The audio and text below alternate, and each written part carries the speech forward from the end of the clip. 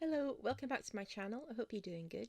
So today, as it's Mother's Day here in the UK next week, I wanted to talk about the ways that we can handle this annual reminder that as a scapegoat child of a narcissistic family, we didn't get the hallmark card vision of the perfect mum that everyone else seems to have had. And it can be heartbreaking just walking around seeing the bright pastel coloured window displays of over-the-top gifts and cards in the run-up to Mother's Day. Not to mention our social media feeds being full of adverts for expensive jewellery for all those wonderful mums. And on the day itself, we're bombarded with photos of happy families and gushing essay-length status updates about the women who loved our friends unconditionally and were always there for them, blah, blah, blah. And the grief for the mother we never had is often not the only thing triggered in us by Mother's Day. I'm in my 40s, and recently, since going no contact, I've felt anger and sorrow about my decision to not have children of my own, purely because I'd been scared that I'd repeat the cycle of abuse, and also my fears that any children I had would be abused by my parents. And all these difficult feelings can make Mother's Day something we dread, and it can also stir up feelings of guilt if we've gone no contact with our toxic mothers. And this will be the first year that I won't be bankrupting myself, going over the top, buying cards and gifts, sort of silently screaming, please love me. Because it's never worked. And like handmade cards in childhood were mocked and thrown in the bin. Flowers were thoughtless hay fever triggers.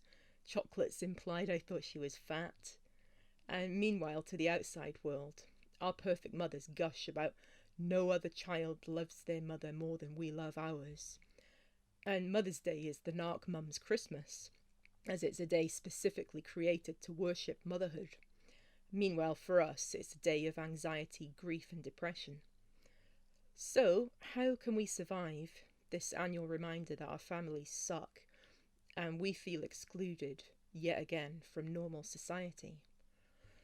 The first thing to remember is that people share a very carefully curated image of perfection on social media, and it doesn't reflect reality. So to outsiders, my old Facebook posts made it seem like my relationship with my mother was just like everyone else's, and in reality I was self-destructing due to decades of psychological abuse, because we're very carefully trained by our parents to give off the fake image of being the perfect family after all. And chances are you're not the only one among your Facebook friends keeping up appearances but actually dying inside. So it's important that you focus on what you want to do on Mother's Day. If you don't want to send a card or flowers to your mother, don't. Our mothers don't deserve a trophy to show off to the neighbours to prove how wonderful they are when it's not true. Our mothers failed to do their job. If you had an employee who constantly made intentional mistakes and made the workplace a hostile, toxic place for everyone, would you give them a promotion and a huge raise? Exactly. So don't waste money out of fear, obligation and guilt. As scapegoats, we'll be smear campaigned regardless of what we do. So doing nothing doesn't make any difference. And if you're still in touch with your toxic mum, something that you could do is make a small donation to charity, and preferably in front of other people, tell your mum this. For example, you could say, well, with all the terrible things happening in the world right now, I decided to donate £10 to the Red Cross in your name. And any meltdown could be avoided by having witnesses where the narc's mask has to stay firmly in place. You could have a little bit of fun with it. Perhaps you just want to acknowledge that it's Mother's Day and leave it at that. And in that case, a simple Happy Mother's Day text is more than she deserves. And unlike a phone call or a Facebook status, this quick, emotionless text puts you in control of things.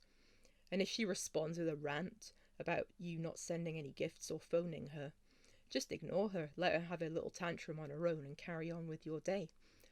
Don't let her suck you into a back and forth that'll just end up with you feeling even worse. And you could use the day to celebrate someone else. I know a lot of us were isolated from aunties and grandmas growing up. But perhaps there's a friend you have who's always there for you. And they don't even have to be human. Maybe you have a pet that always seems to sense when you're sad and gives you a cuddle. Why not celebrate them? I've honestly had more unconditional love from my pets than my entire family, so they're far more deserving of a nice treat and a lazy day of chilling out.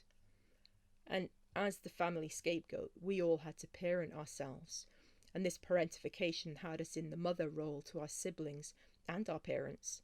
There's too many of us played the roles of cleaner, therapist, and so on to our toxic mothers. So why shouldn't we celebrate ourselves on Mother's Day, whether or not we have our own children?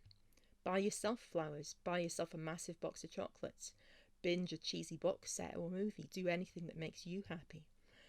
Why not start a journal with a letter to yourself, maybe a letter to yourself as a child, telling that little kid that they're none of the terrible things they've been raised to believe they are. As the scapegoats and children of narcs, we've been through a lot, so Mother's Day should be our day to be kind to ourselves and celebrate that we are being the best mothers in the world to our own inner child. So whatever you do on Mother's Day, on whatever date it falls in your region, do what you want to do. Self-care is not selfish, no matter what your narc says. So with that, look after yourselves, and I'll see you in the next video. Bye bye.